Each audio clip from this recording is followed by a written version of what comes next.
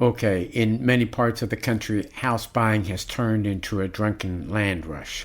Sales of new houses in August jumped 45% from a year ago, after having jumped 50% in July to the highest sales rate since 2006, which had been the end of the prior housing bubble. Sales of existing homes jumped to the highest rate since early 2007, particularly concentrated on single-family houses. This land rush has been ascribed to different factors, including people leaving rental apartments in big cities to move to the suburbs or exurbs, and people suddenly deciding to start families, and people, especially those that benefited from the crisis and made a killing with the Fed schemes, buying a second home outside the city, and the people buying a home in a hurry without selling the old home first, hoping for a higher price later.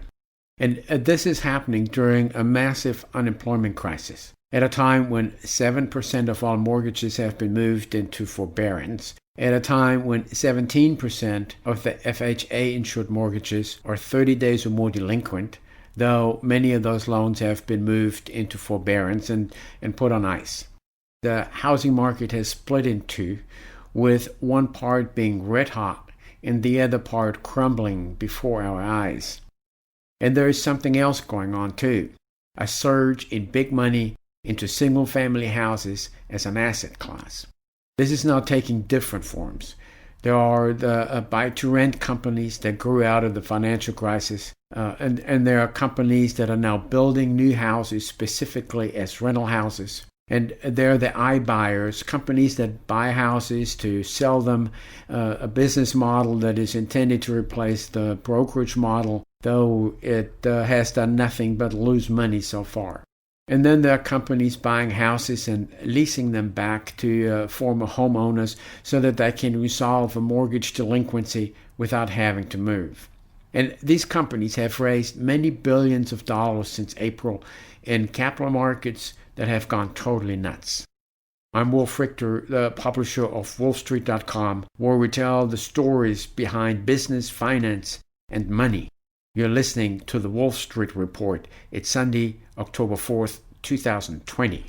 Home builder ResiBuild was set up specifically to build houses as rental properties. The Atlanta-based company is now raising $1.2 billion, including $400 million in equity and $800 million in debt, to build 5,000 houses with 3 or 4 bedrooms and a 2-car garage that rent for about $1,850 a month. And it plans to manage those rentals. Co-founder Jay Bice comes out of Colony Capital, which got into the buy-to-rent business that the Fed so hotly encouraged during the mortgage crisis in 2011 and 2012, where these companies with cheaply borrowed billions of dollars swooped in and bought tens of thousands of houses out of foreclosure to then rent them out. Jay Bice told Bloomberg, and I quote, "We were already seeing both boomers and millennials move to rental communities because they wanted more room and a low-maintenance lifestyle. COVID has accelerated the shifts that were already happening." The theory is that people want more space and live in the suburbs, but want to rent instead of owning.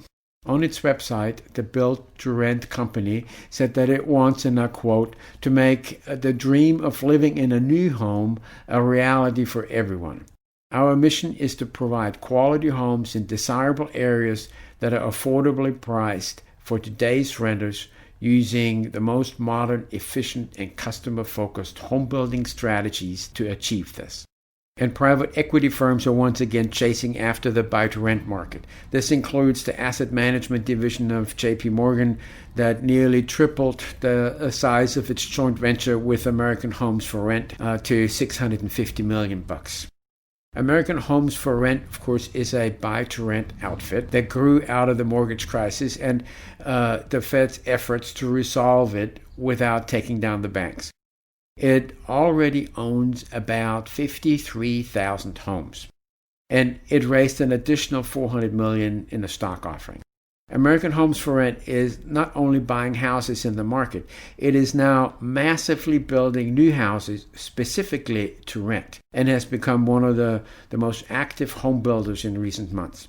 Then there's Brookfield Asset Management, which set up a fund to get into the rental house market.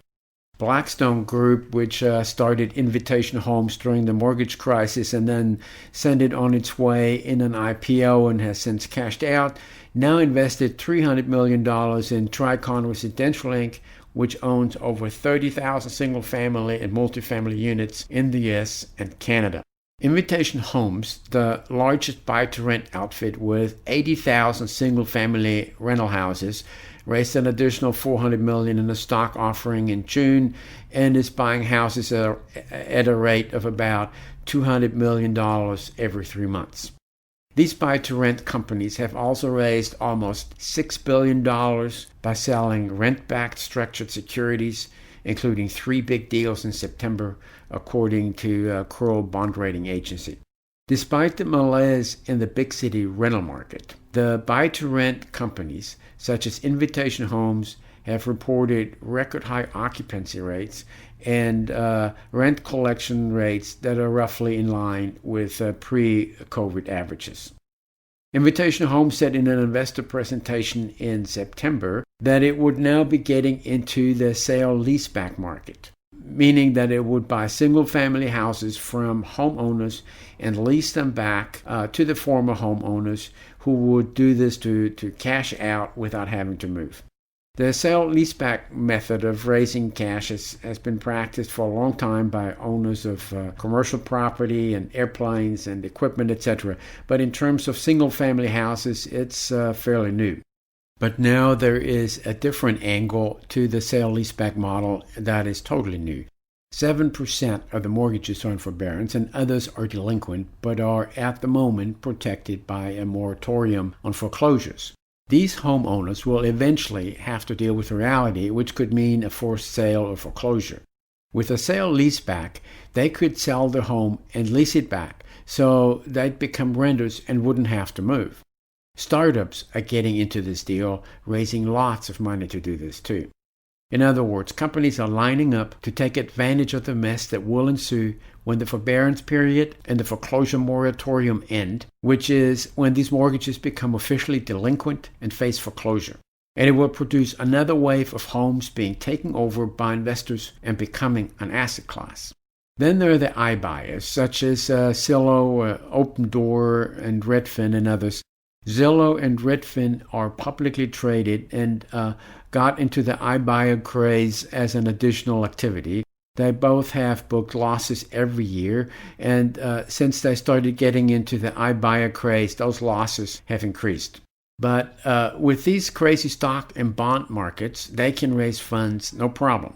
Zillow shares more than quadrupled over the past year despite the losses, and its market capitalization reached $25 billion. Opendoor is a dedicated iBuyer. It's going public via merger with a special purpose acquisition company, a SPAC, that values Opendoor at $4.8 billion after it raises an additional $1 billion. This comes on top of the nearly $3 billion Opendoor raised from prior investors, including SoftBank. Opendoor has been losing tons of money. But it doesn't matter as long as investors are willing to supply more money. So now these huge amounts of money are playing in various ways in the market for single-family houses, throwing many billions of dollars at it, some of them to buy to rent, others to build to rent, others with sale-leaseback programs, and others to buy and sell. The funding for all these activities come from share offerings, from bond offerings, from institutional investors investing billions of dollars directly into privately held companies, and from selling rent-backed securities and so on. As it happened after the financial crisis, when the Fed promoted the buy-to-rent programs to its favorite private equity firms and helped them fund the purchases with ultra-cheap money, we now have another crisis during which the Fed has produced ultra-cheap money and is encouraging the next leg in the financialization of the housing market, leading to vast concentration in ownership of houses and housing market activity.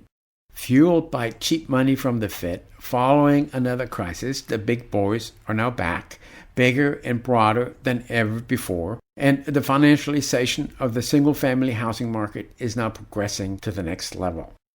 I'm Wolf Richter, your underling at WOLFSTREET.com, where we tell the stories behind business, finance, and money. Thank you for listening to the Wolf Street Report.